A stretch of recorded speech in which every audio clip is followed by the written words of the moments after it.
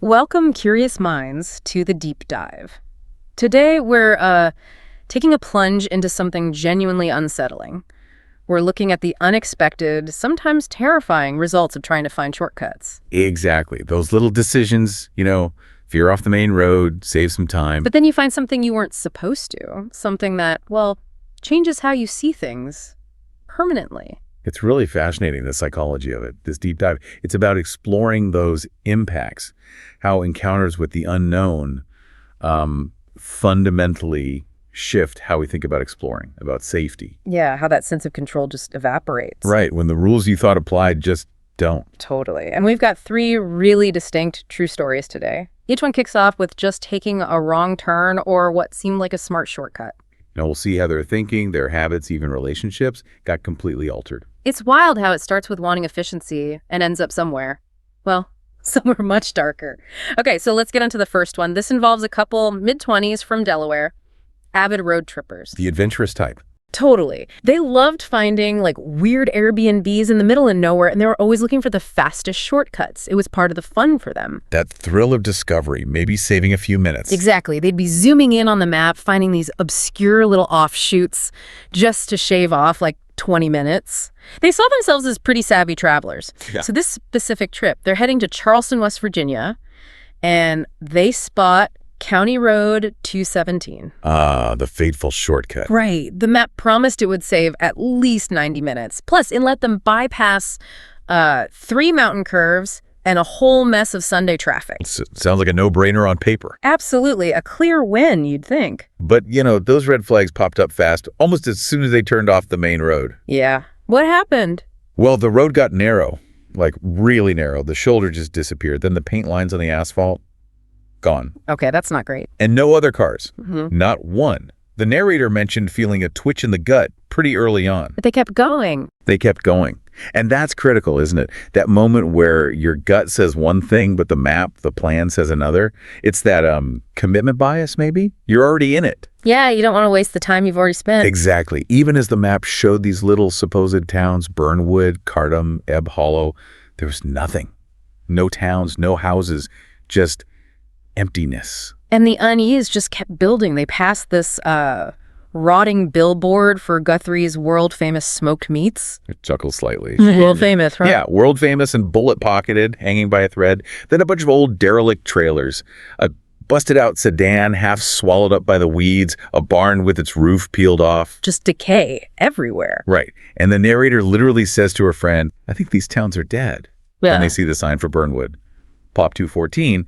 And underneath, someone had spray painted in red. Not anymore. Wow, okay. That's unambiguous. You'd think. Yeah. But even then, they decided to keep going. They figured they were 25 minutes in, nearly halfway. That sunk cost fallacy again. It's powerful. You rationalize, it's just run down. You push down the fear. Or maybe you're more scared of turning back into whatever that was. That too, which brings them to Hadley Springs. And this place looked different. Yeah. Better preserved, the narrator said. How so? Houses had full roofs intact. There were cars parked along the curbs. It looked lived in. Almost. Almost. But there was nobody outside. No movement. No sound at all. Just silence. A perfectly preserved ghost town. That's incredibly creepy. And then, of course, the gas light comes on. Perfect timing. And there's a gas station. With an attendant. Describe him. Okay, he was thin as a wire, hair long and yellow-white. He asks if they're just passing through. Casual enough, I guess. Yeah, and he even says, a lot of folks do, that GPS will send you to all kinds of ways out here, sort of acknowledging the trap. So they ask him, what's wrong with this place? What's so off? And he just shrugs. Says, the place don't look right. Understated. Terribly understated. It's that lack of panic, that calm delivery that makes it even scarier. And while the gas is pumping, they look around more closely. Yes. And this is where it gets really, really unsettling. They see faces in the diner window. Faces? 2 faces staring out. Just staring, not blinking, not moving. Then more shapes, silhouettes in other windows, all of them focused directly on us. Okay, that's nightmare fuel. But here's the weird part. The narrator says they didn't look off enough to scream like horror movie style. No obvious deformities. That's wrong. Exactly. Just off like they've been raised up in a place where both daylight and manners weren't commonplace. It's that uncanny valley thing. Subtly wrong is almost worse. Your brain knows something's amiss but can't label it easily. And the attendant's parting words? Oh, that seals it. He tells me you girls are lucky you came during sunup. Why? Because, he says, most folks come after dark, and when they do, they don't get to leave. He just lets that hang there. Then he winks. Best get going is all he said, unless you want to stay and feel some southern hospitality. They got out of there fast, I assume. Instantly. Yeah. Amanda, the driver, her knuckles were white bone on the wheel. The narrator couldn't stop checking the rearview mirror. Convinced they were being followed. Absolutely. They drove in total silence until they hit the main highway again, pulled into the first normal gas station they saw. And the narrator asks her friend that question. Yeah. You ever been so scared that you felt it in your teeth? That physical, visceral fear? Pure survival mode kicking in. So what was the fallout, the lasting effect? Well, they stayed in a cheap motel that night, didn't go out, took the highway all the way home, the long route. And the friendship? That's the sad part. This was 5 years ago. They don't travel together anymore.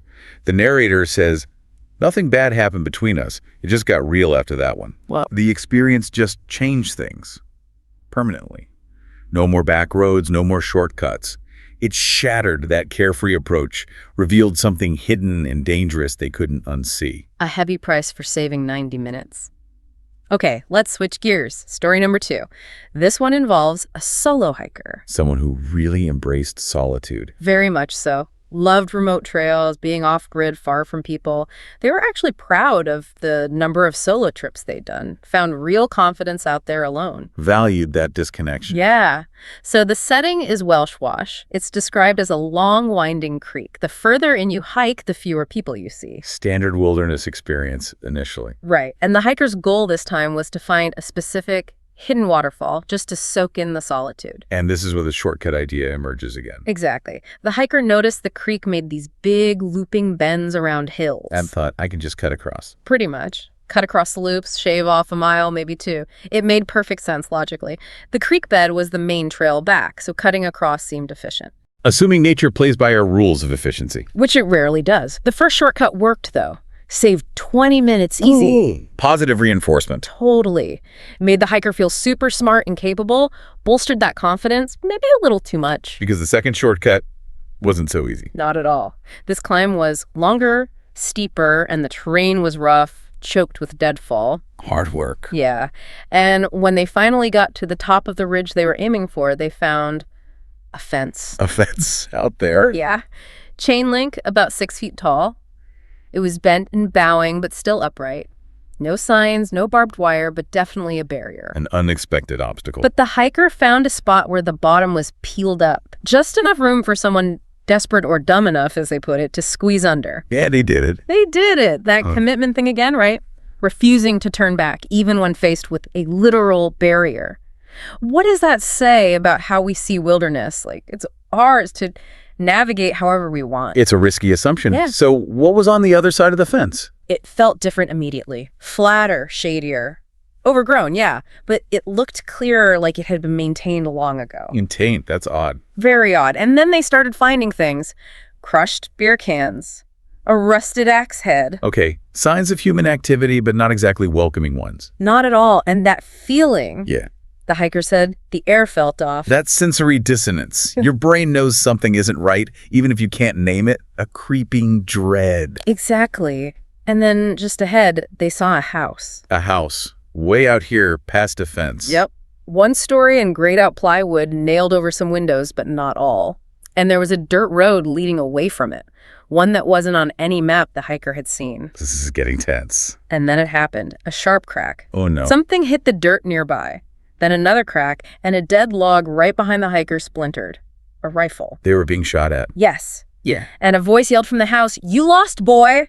Then a third shot hit a tree right next to the hiker's head. Bark exploded off into my hair. Pure terror. That off feeling just became an immediate lethal threat. Absolutely. The hiker just ran, scrambled, crashed through brush, slipped, tore their skin. Just a desperate sprint back towards the fence. Adrenaline dumping, tunnel vision. Just get away. Hit the fence full speed, squeezed back under, and heard another shot ring out, hitting metal. Maybe the fence, maybe something else nearby. Didn't stop to look. Just kept running. Found the creek again and basically dove in, boots and everything, just needing to get away, needing the water to feel safe somehow. Wow.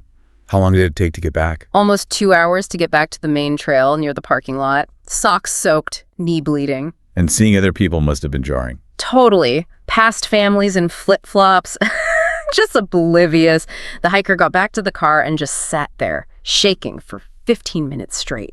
Understandable. Did they report it? No. And this is key. They decided not to. They felt this wasn't some idiot taking pot shots. This guy meant it. A chilling realization. They understood they'd stumbled into someone's heavily defended off-limits territory. The rules were very different there. And the lasting impact. How did it change them? Profoundly. The memory became constant, the sound of the crack, the sting of the bark hitting their skin, even the smell of the fence. Haunting. Completely. The hiker says, that day ruined solo hiking for me.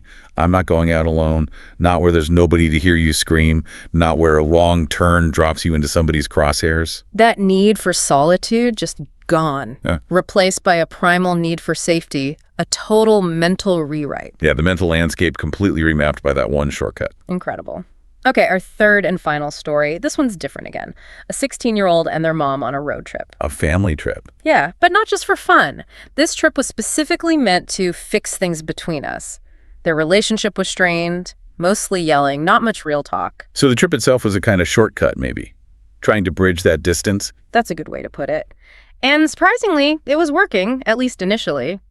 The narrator mentions hours where we just vibed, finding some common ground. That's positive. It was. But then the shortcut impulse kicked in again. Even with the emotional progress. Right. After they reached the coast, took their pictures, the mom decided to try and cut across Texas on the way back, somewhere between Corpus Christi and God knows what, trying to save time. Deep Texas. And the road they chose? Well, let me guess. Not great. Not even close, not even paved the whole way, full of big cracks, long stretches of just gravel. Rough. And the brush on the sides was so close that it scraped the side mirrors. No other cars, just dried up fields, barbed wire fences, and the occasional buzzard. Utter desolation. Yeah. Almost mirroring their relationship in a way. That's an interesting thought. And then they found the buildings. Buildings? Out here? Yeah, like 7 or 8 of them dumped in the middle of nowhere. Weird buildings, concrete blocks with doors that didn't lock, a big steel warehouse with a faded biohazard sign. Biohazard. Okay. And one building had a giant red stencil that said, "Test area, no entry." Plus, yellow radiation stickers peeling off some surfaces. This sounds like government black site territory or something. Seriously creepy. Right. Super weird. But it gets weirder. They decide, this is too strange. They need to turn back. They reverse, drive for a bit, and they pass that same cattle gate, the same rusted sign, the same buildings. They looped. Exactly. The mom just whispers, "No, we didn't. We're back." Trapped. That feeling of impossible space, losing all bearings, classic liminal horror vibes. Utterly disorienting and terrifying. And then, as if that wasn't enough, they suddenly see a sign. Sun-faded and covered in stickers and bullet holes. It says, Mexico 18 miles. 18 miles, but they're supposed to be in the middle of Texas. Exactly, miles and miles from the border. And at the same moment, the GPS freezes. The phone's dead, no signal. Okay, this is bad. Really bad. And then they see it in the rearview mirror, a rising dust cloud. A vehicle approaching. Fast. Oh, man. The isolation just ended, but maybe not in a good way. Definitely not. This SUV appears. Black, fast, and spotless, which is weird in itself out there. Skids to a stop right in front of them, blocking them. When people get out. 5 men, all dressed sharply, like business casual almost, but incongruous for the setting, and all carrying rifles. Rifles. And the narrator says, not one of them was smiling. Just cold, hard stares. They fan out, say nothing. Silent menace. That's terrifying. They search the car, don't say a word, then completely out of the blue, one of them just walks up to the son, the 16-year-old narrator, and hits him. Hard. What? Why? No provocation. None whatsoever. Just sudden, inexplicable violence. It underscores that feeling of complete powerlessness. You're in their space, playing by their rules, whatever those are. And then what? Did they take anything? That's the truly bizarre part. They took nothing. After hitting the kid, the guy steps back. Another one whistled a sharp, casual note, like calling a dog. Casual after that. Yeah. And they just piled back into the black SUV and drove off. Left as quickly and silently as they arrived, gone. Leaving them there, shocked, hurt, and completely confused. What was that about? No idea. Just gone. The mom is just relieved they're alive. The son's head is throbbing. Did they call the police? They did eventually once they got signal again. But the police response was strange, too. The officer looked more bored than he did concerned. Bored after hearing about armed men and an assault. Apparently, he basically just said they shouldn't be driving around that area without a reason. Which almost sounds like victim blaming. Or like he knew something about that area. Like it's understood to be off limits. Exactly. Like an unofficial confirmation that they stumbled into something they shouldn't have. But here's the twist. The unexpected outcome. After all that terror. Yeah. Later, the mom looks at her son, whose head is still hurting, and she says, "You saved us." He denies it, says he didn't do anything. But she felt protected by him being there. Or maybe just sharing it. Maybe. The narrator says, "That was the closest thing we ever got to talking about it," but then adds this, "That trip ended up fixing a lot between us, believe it or not." Wow. Not the ocean, not the playlist, not the barbecue, just surviving. That shared trauma, that vulnerability, it forged a bond that the force fund couldn't. That's unexpectedly profound. Isn't it? It wasn't the shortcut across Texas, but the shared survival of the shortcut that created the connection. So looking back at all three of these deep dives, what are the common threads? We see this pull toward shortcuts, right? Yeah. Efficiency, adventure, maybe just curiosity. Definitely. That desire to optimize, to find a better way. But time and again, it leads to unforeseen risks, massive shifts in how people see the world. It really drives home that the shortest path isn't always the safest. Sometimes trying to optimize leads you right into, well, the unknown. And that psychological impact is huge across all stories. You see intense fear, real lasting trauma, and these permanent changes in behavior. Absolutely. No more back roads, no more solo hiking, constant vigilance. These aren't small tweaks. No, it's a fundamental loss of innocence, almost. A realization that the world isn't as mapped out or predictable as we think. It makes you question, how much control do we really have? Or is it just an illusion we maintain? And what is this unknown they encountered? Are these just weird, isolated incidents? Or do they point to something more?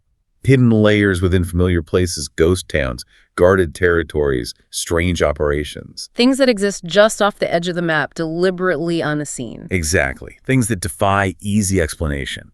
Makes you wonder what else is lurking just outside our normal routines. But I think what's also striking, especially in that last story, is the human element.